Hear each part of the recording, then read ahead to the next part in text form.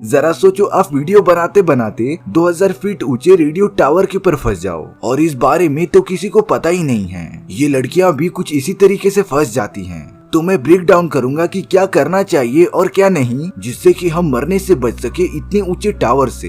कहानी की शुरुआत में हमें बेकी और हंटर नाम के दो लेडीज को दिखाया जाता है जो अपने कुछ दोस्तों के साथ माउंटेन क्लाइंबिंग कर रहे थे। वहाँ पर तो बेकी का बॉयफ्रेंड भी था जो उनके साथ बड़ी आसानी से माउंटेन्स पर चढ़ता रहता है। पर तभी अचानक से एक बर्ड के सामने आने से बेकी का बॉयफ्रेंड नीचे गिर गया था, लेकिन माउंटेन्स पर रस्सी लगाने की वजह से वो बच जाता है।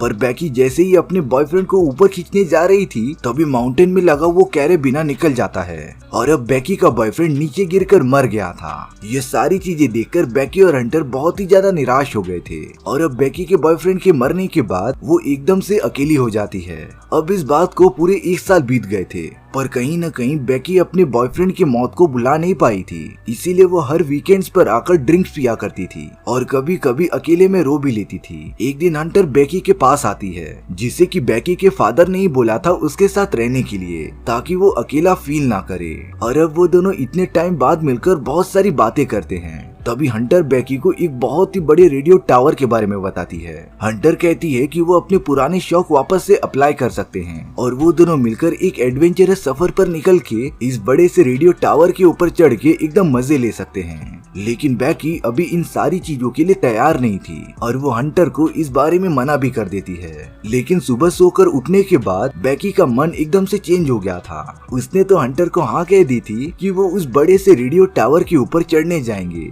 हंटर बेकी की ये बात सुनकर एकदम खुश हो जाती है और अब वो दोनों तैयारी करने लगे थे उस बड़े से टावर के पास जाकर उसके ऊपर चढ़ने के लिए। इसीलिए वो जरूरत के सारे सामान अपने एक बैग में रख लेते हैं। हंटर ने तो यूट्यूब पे लाइव वीडियो चालू कर दी थी जो अपने सब्सक्राइबर्स को सारे अपडेट्स देते जा रही थी। और अब वो दोनों कार में बैठकर उस रेगिस्तान में पहुंच जाते हैं जहां पर लगभग 2000 फीट लंबा टावर बना था। वो दोनों तो अब पूरी तरीके से रेडी थे उस टावर पर चढ़ने के लिए। लेकिन अगर मैं उन दोनों की जगह पर होता तो इस टावर के ऊपर चढ़ने से पहले उस पूरी जगह की छानबीन कर लेता, जैसे कि वहाँ का वेदर कैसा रहता है और क्या कुछ खतरनाक होने पर आसपास कोई मदद के लिए होगा भी कि नहीं। लेकिन हम उस रेगिस्तान में देख पा रहे हैं कि दूर दूर तक कोई भी नहीं है। और अगर हमने इन सारी चीजों को नजरअंदाज करके उस बड़े से टावर पर चढ़ने का डिसीजन ले ही लिया है तो उससे पहले अगर हम किसी भी रिलेटिव्स या फैमिली मेंबर्स को इस बारे में बता दे कि हम टावर चढ़ने जा रहे हैं तो ये बहुत ही बड़ी मदद हो सकती थी बेकी और हंटर के लिए।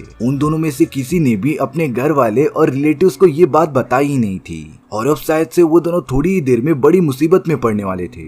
बेकी और हंटर वो टावर चढ़ना स्टार्ट कर देते हैं जिसके ऊपर पूरी तरीके से जंग लगा हुआ था और अब पता नहीं कि ये टावर कब से बना हुआ है। हंटर तो सीढ़ियों को हिलाकर बेकी को डरा रही थी। बेकी तो इन सारी चीजों से अब बहुत ही ज्यादा डर गई थी, पर वो दोनों लगातार सीढ़ियों की मदद से ऊपर चढ़ते जाते हैं। अब कुछ टाइम बाद वो दोनों टावर के एकदम टॉप पर पहुंच गए थे। सच में हंटर और बेकी ये नजारा देखकर बहुत ही ज्यादा खुश हो जाते हैं। वो तो अपने साथ एक ड्रोन भी लेकर आए थे जिसे ऑन करके हंटर और बेकी अपने डिफरेंट एंगल से फोटोज ले रहे थे।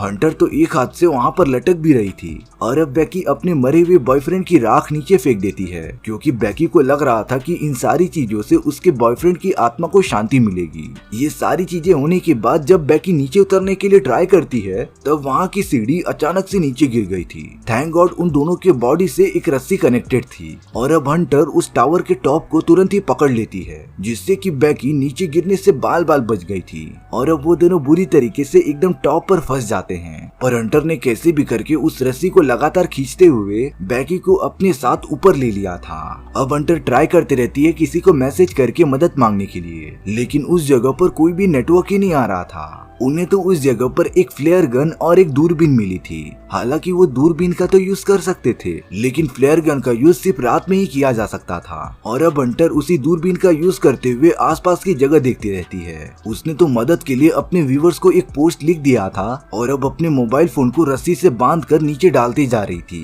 ताकि हंटर के मोबाइल में अच्छे से नेटवर्क पकड़ सके। लेकिन तभी भी इसका कुछ फायदा नहीं था, इसीलिए अब हंटर ने अपने मोबाइल को जूते में डालकर नीचे फेंक दिया था। जिससे कि वहाँ नेटवर्क पकड़ सके और उसका मैसेज ऑटोमेटिकली पोस्ट हो जाए। उन दोनों को तो नीचे एक आदमी दिखाई देता है जिससे कि वो दोनों तेजी से आवाज लगा रहे थे, लेकिन इसका कुछ फायदा ही नहीं था क्योंकि उनकी ऊंचाई बहुत ही ज्यादा थी। जब वो अपना दूसरा जूता नीचे फेंकते हैं तब उस आदमी का अटेंशन थोड़ा तो वहाँ पर आया था, लेकिन उसे लगा कि वो जूता पहले से ही पड़ा हुआ है, इसीलिए वो बिना कुछ सोचे वहाँ से चला जाता है।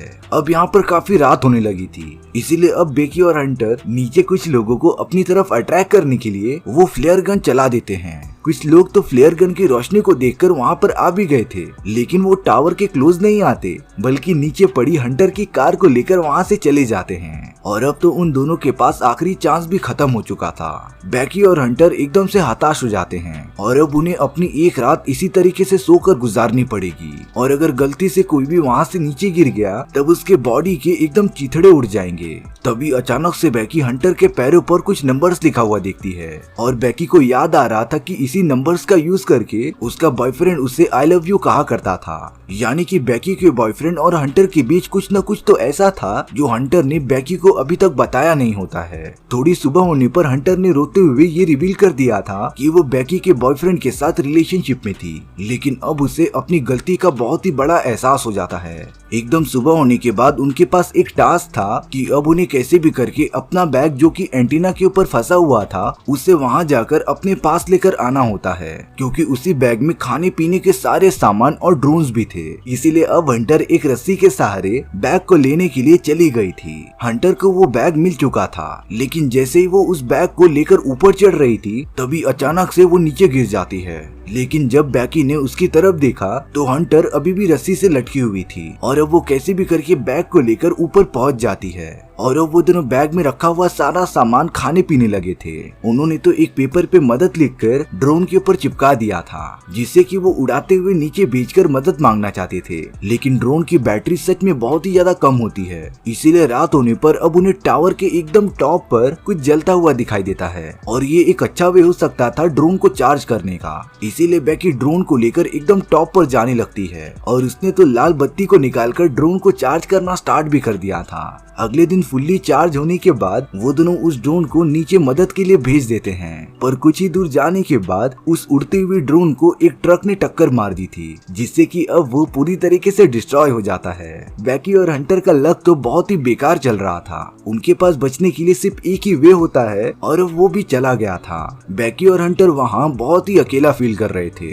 बेकी हंटर से कुछ बातें कर रही होती है, लेकिन हंटर उसे बिल्कुल रिप्लाई नहीं देती और तब जाकर एक डार्क सीक्रेट रिवील होता है। दरअसल हंटर जब बैग लेने नीचे गई थी तब वो रूप से नीचे गिरकर एंटीना के ऊपर मर गई थी और तब से ही बेकी को इन सारी चीजों का हेलुसिनेशन होने लगा था, यानी कि ऊपर सिर्फ वो अकेली थी। बेकी को जब इस बात के बारे में रियलाइज होता है तब वो बहुत ही ज्यादा रोने लगती है, क्योंकि उसने कभी नहीं सोचा था कि ये क्लाइंबिंग उसके लिए इतना खतरनाक हो सकता था। और अब कुछ टाइम बाद तो हंटर की बॉडी को बहुत सारे गिद्ध आकर खाने भी लगे थे। इसमें बेकी कुछ भी कर नहीं सकती थी, इसीलिए अब वो भी बिना कुछ खाए पिए वहीं पर सो जाती है।